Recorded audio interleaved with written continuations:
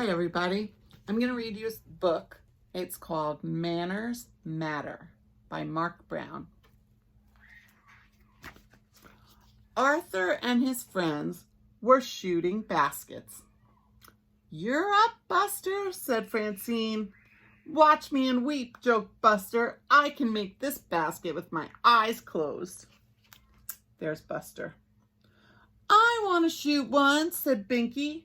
And Binky stepped in front of him and grabbed the ball. He threw the ball into the basket. "Not bad, huh?" bragged Binky.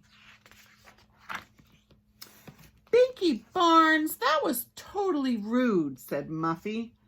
"It was Buster's turn," sniffed Prunella, "and I was after him." "Some people just have no manners," said Francine. "Who needs manners?" Binky said. "I get what I want without them."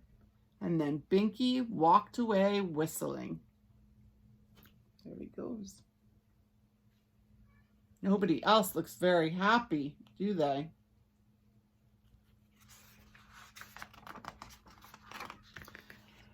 "We can't just let him get away with that," said Francine. "What can we do?" asked Buster. "We could sign Binky up for a manners class," suggested Muffy.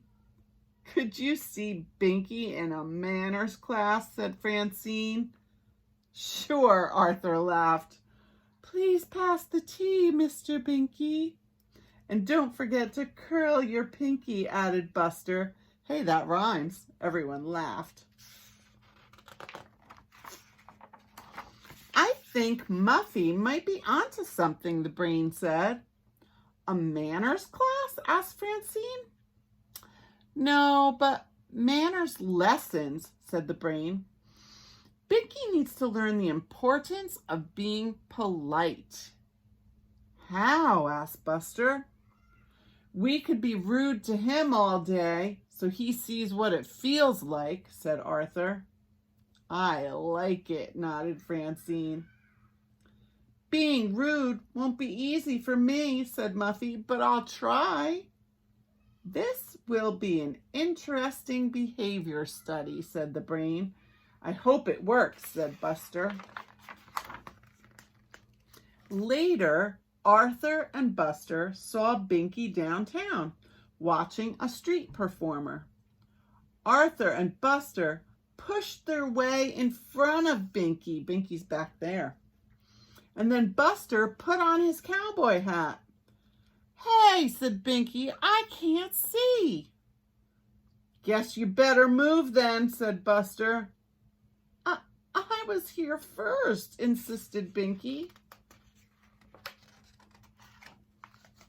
"Wow," said Buster, "that guy just ate fire."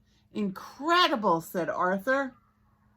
"I missed it," Binky grumbled. "Move or I'm going to..." "You're going to what?" asked Mr. Ratburn, Binky's teacher. Nothing, Mr. Ratburn, sir. I didn't see you there." "I was having a nice time until you guys came along," said Binky, and then he stomped away.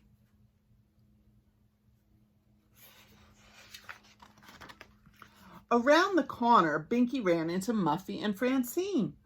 They were fixing Francine's bike. "Where's that bike pump?" asked Francine. Binky saw the pump on the ground, and he handed it to Francine. Francine grabbed the pump from Binky and blew up her tire. "Okay, Muffy, all set," said Francine. "Isn't there something you want to say to me?" said Binky. "Yeah," answered Muffy. "Move." And then she and Francine rode away.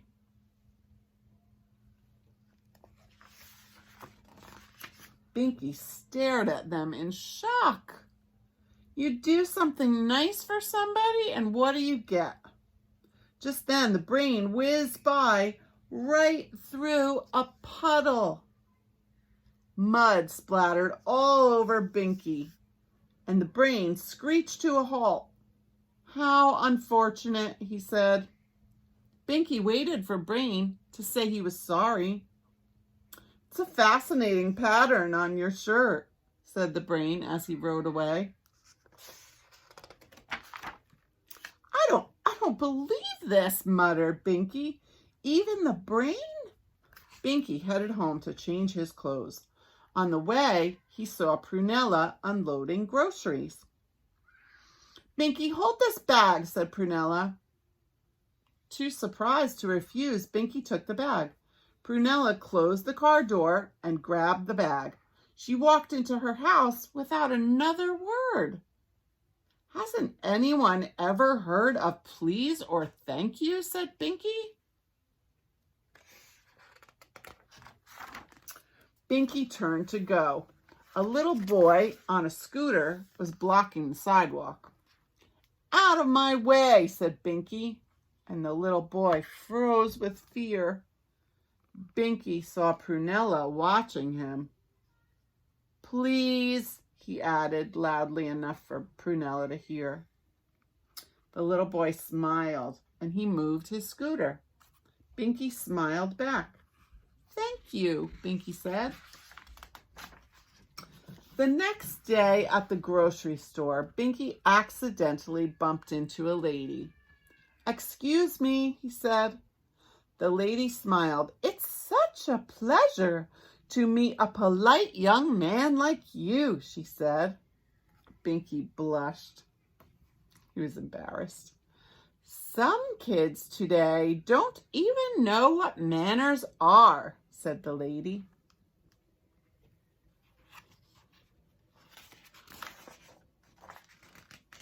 Later, Arthur and his friends were on their way to the ice cream shop. "Move it!" Binky shouted. "Ugh," Francine groaned. Their plan wasn't working. They turned the corner to see Binky glaring at a big bully. "Get lost," said Binky, "and stop picking on little kids." The bully ran. A small boy hid behind Binky. "Thanks, Binky," he said. "You're welcome," said Binky. "Did I hear what I think I heard?" said Francine. "High five, Brain," said Buster. "We did it," said Muffy. "What?" asked Binky. "Oh, nothing," said Arthur. "Want to get some ice cream, Binky?" Binky looked suspicious. "You've all been acting pretty weird lately," he said. "Really?" said Arthur. At the ice cream shop, the Brain's mom handed Binky his cone. "Thanks," said Binky. Brain's mom did a double take. You're welcome, Binky," she said, adding another scoop to his cone. "Wow," said Binky, balancing his triple dip cone. "This manners thing really works."